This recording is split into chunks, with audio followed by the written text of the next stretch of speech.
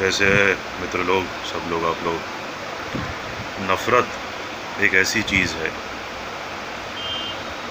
जो जब किसी व्यक्ति के अंदर जागती है किसी के भी प्रति, तो उस व्यक्ति को तो वो जलाती नहीं, लेकिन पूरे टाइम जिस व्यक्ति के अंदर नफ़रत जाग रही है उसको जलाती है।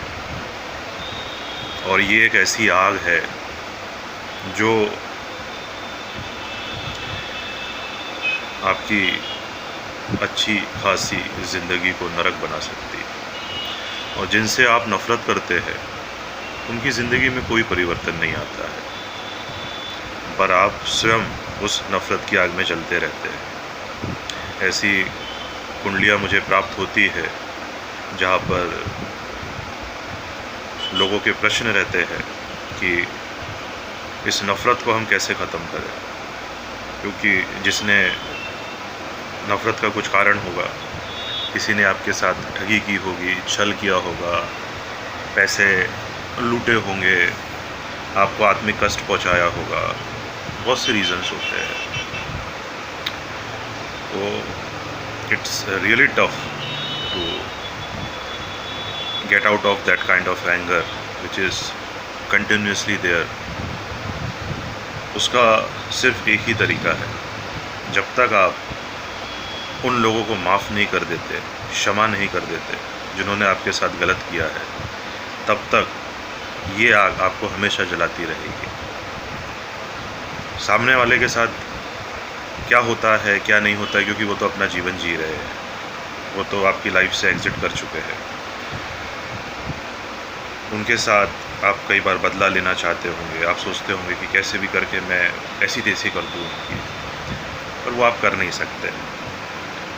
आप उनसे नफ़रत करके सिर्फ अपना कीमती समय नष्ट कर रहे हैं। लेकिन इंटेलेक्ट से ये बात समझना बहुत आसान है, पर जो व्यक्ति उस अग्नि में जल रहा है उसके लिए बड़ा डिफ़िकल्ट है ये काम। अब उस अग्नि को बुझाया कैसे जाए, क्योंकि अग्नि सबसे पहले उस व्यक्ति को ही जलाती है जिसके मन के अंदर नफ़रत भरी हुई है, घृणा भरी हुई है, रिवेंज, बदला, प्रतिशोध की ज्वाला जल रही है। तो इसको बुझाने का सिर्फ एक ही तरीका है कि आप उस व्यक्ति को क्षमा कर दें, छोड़ दीजिए नियति के ऊपर। बहुत मुश्किल दुष्कर कार्य है, वो अपने कर्म भोगेंगे, आप अपने कर्म भोगेंगे। तो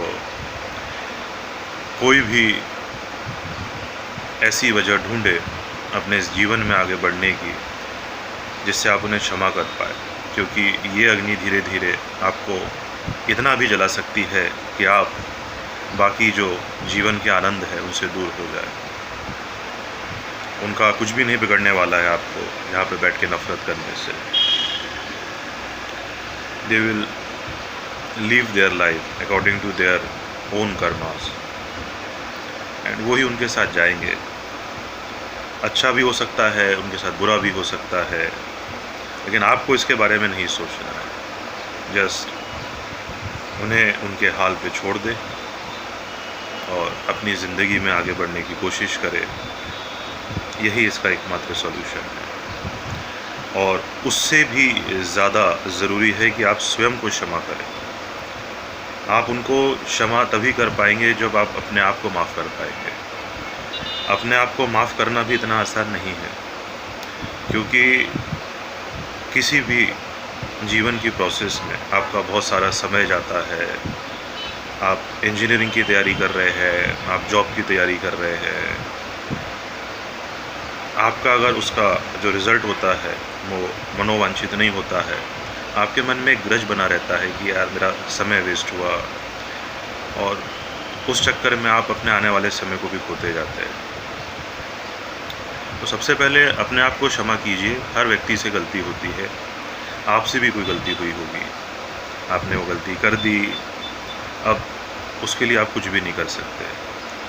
आप काल में, अतीत में लौट के उस गलती को बदल नहीं सकते।